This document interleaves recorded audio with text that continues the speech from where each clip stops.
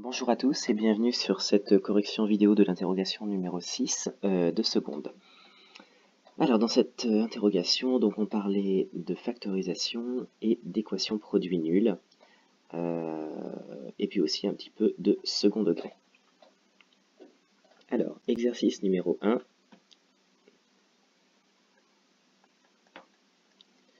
On va commencer par lire l'expression. Donc l'expression c'est 6x moins 7 fois 3 plus x moins 3 plus x au carré. On vous demande de recopier et de souligner le facteur commun.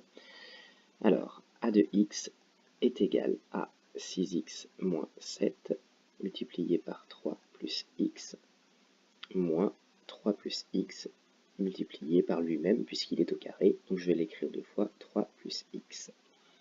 Ensuite, je dois souligner le facteur commun. Le facteur commun qui est donc 3 plus x, il apparaît au moins une fois dans chaque terme. Il apparaît en fait même deux fois dans la deuxième partie, mais ça nous importe peu. Il suffit qu'il soit présent une seule fois. Donc maintenant qu'il y est et qu'on l'a repéré, on va le mettre à part pour faire la factorisation. Alors, pour faire cette factorisation, donc on met 3 plus x en premier. Et si on a 3 plus x fois 6x moins 7 moins 3 plus x fois 3 plus x, c'est qu'on en fait 3 plus x fois le groupe constitué de 6x moins 7 moins 3 plus x. Donc pour l'instant, je mets toutes les parenthèses et les crochets nécessaires, sachant que l'objectif, bien sûr, c'est de les enlever. Ensuite, 3 plus x est donc égal à 6x moins 7. J'ai supprimé les parenthèses du 6x moins 7, puisqu'elles sont totalement inutiles. Le crochet est devenu une grande parenthèse. Et moins 3 moins x. Là, j'ai distribué le moins à l'intérieur de la parenthèse, ce qui va donner moins 3 et moins x. Et il ne reste plus qu'à simplifier tout ça, donc ça fait 3 plus x, facteur de, donc 6x moins x, ça fait 5x, et moins 7 moins 3, ça fait moins 10. Pour la question numéro 2, on résout l'équation a de x égale 0. Mais a de x égale 0, en fait, ça équivaut à 3 plus x multiplié par 5x moins 10 qui est égal à 0, puisqu'en fait a de x, qui était notre expression de départ, elle est égale à 3 plus x fois 5x moins 10. C'est-à-dire qu'en fait, ça équivaut à 3 plus x égale 0, ou 5x moins 10 égale 0. L'un ou l'autre. Dans les deux cas, en fait, on aura bien l'équation a de x égale 0, enfin on aura bien le x, on aurait bien trouvé le x tel que a de x égale 0. Alors 3 plus x égale 0, ça équivaut à x égale moins 3. Et 5x moins 10 égale 0, ça équivaut à 5x égale 10.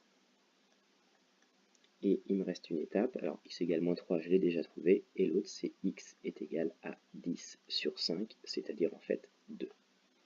Donc voilà, les solutions sont... Alors généralement, on les représente par un grand S entre accolades. Donc la première, c'est moins 3. La suivante, c'est 2. Ensuite, alors c'était pas la question 2, c'était la question 1b. Voilà, 1a et b. Question numéro 2. On a b de x qui est égal à 25x carré plus 20x plus 4. 25x carré plus 20x plus 4. Je vais revérifier que je ne me suis pas trompé de signe, c'est bien un plus. Donc 25x carré plus 20x plus 4. Il faut que je factorise ça. L'énoncé me guide en me disant avec une identité remarquable. De toute façon, je n'aurais pas pu faire autrement puisque je n'ai pas de facteur commun à 25x carré, 20x et 4. D'accord? Il n'y a pas de facteur commun dans tout ça. L'identité remarquable que je vais reconnaître est donc forcément une qui a trois termes. Donc en l'occurrence, une qui va ressembler à a au carré plus 2ab plus b au carré. Et effectivement, je remarque que 25x carré, c'est 5x le tout au carré. Je remarque aussi que le 4, c'est 2 au carré. Et du coup, ce qui serait hyper bien, c'est qu'au milieu, ça fasse 2 fois 5x fois 2. Et en fait, c'est le cas. 2 fois 5x, ça fait 10x, fois 2, ça fait 20x. Donc j'ai bien a au carré, plus 2 fois a fois b, plus b au carré, où le a vaut 5x et le b vaut 2. C'est-à-dire qu'en fait, en factorisant directement, ça c'est égal à 5x plus 2, le tout au carré. Pour résoudre l'équation b de x égale 0, du coup, on ne sait pas le faire avec la forme développée réduite qui est ici. Par contre, on a maintenant une forme factorisée, 5x plus 2 au carré, qui est donc un produit. C'est donc un produit qui vaut 0, donc c'est une équation produit nulle. Donc b de x égale 0, ça équivaut à 5x plus 2 au carré est égal à 0. Alors là, je peux le voir de deux manières différentes. Soit je me dis que c'est 5x plus 2 fois 5x plus 2 et j'applique la même méthode qu'à la question précédente. Soit je me dis que de toute façon, il y a un seul nombre dont le carré vaut 0. Donc là, j'ai un nombre qui est 5x plus 2 et son carré vaut 0. Bah ça, la seule possibilité, en fait, c'est que 5x plus 2 sans le carré soit égal à 0. Il n'y a pas d'autre solution, c'est une solution et c'est la seule. Du coup, ça suffit pour dire que 5x est égal à moins 2, et donc que x est égal à moins 2 cinquièmes. Et j'ai résolu l'équation. Pour l'exercice numéro 2, on reprend l'expression b de x et on me demande comment ça s'appelle. Et bien c'est un polynôme du second degré. Voilà. Donc, exercice 2, b de x est un polynôme du second degré.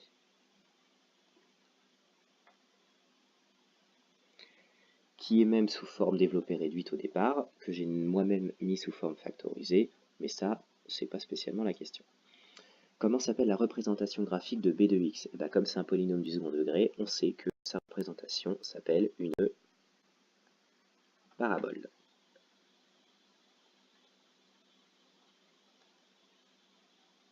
La représentation graphique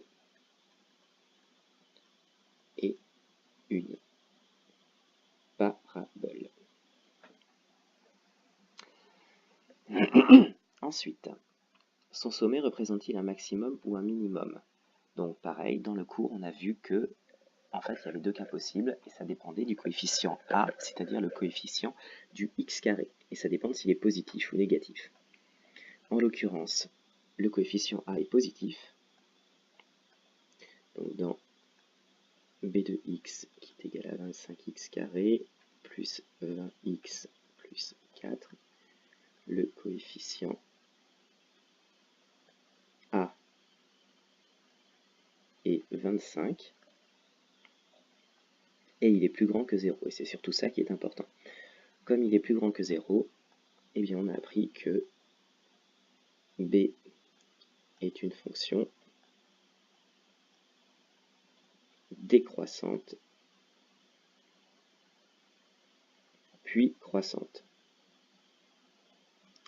Et puis pour s'en rappeler, rappelez-vous, on avait dit que quand c'est positif, c'est qu'on sourit. D'accord? Donc une parabole qui descend et qui remonte. B est une fonction décroissante puis croissante, et donc si elle est décroissante puis croissante, c'est qu'elle admet ici un minimum. Donc ça répond à notre question. Elle admet un minimum.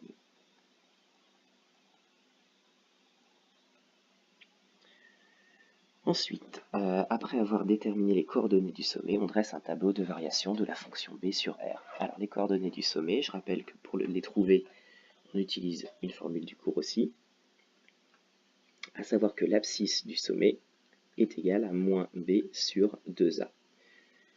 C'est-à-dire dans notre cas, moins 20 sur 2 fois 25. Ensuite, on fait ce calcul-là, donc ça fait moins 20 sur 50, c'est-à-dire en fait moins 2 cinquièmes.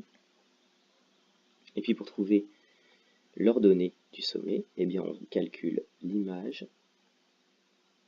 de moins 2 cinquièmes par la fonction b.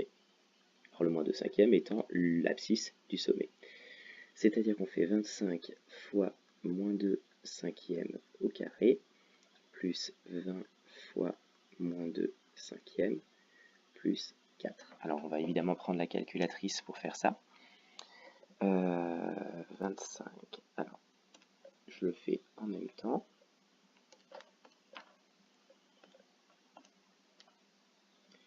Donc 25 x carré plus 20x plus 4. Et ça donne 0.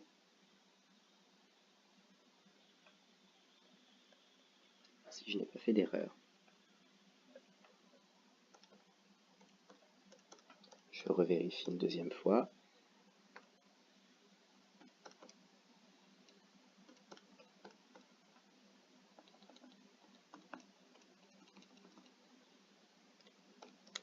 J'obtiens bien 0. Donc, ça signifie que mon sommet a pour coordonnée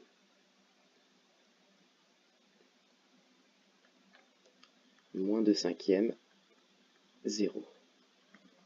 Autrement dit, on a un minimum qui vaut 0 et qui est atteint quand x vaut moins 2/5.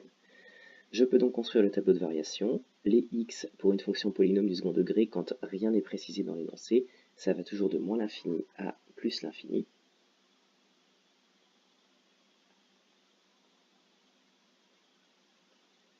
Et ensuite, la fonction b, on a dit qu'elle était décroissante, puis croissante. Elle atteint son minimum qui vaut 0 en x qui vaut moins 2/5. Évidemment, comme elle était décroissante, c'est qu'elle est partie de très haut, donc elle est partie de plus l'infini. Et puis elle arrive très haut à la fin puisqu'elle est croissante, et donc elle arrive à plus l'infini. Donc voilà qui achève la correction de cette interrogation. Évidemment, s'il y a des questions, n'hésitez pas. Merci d'avoir regardé.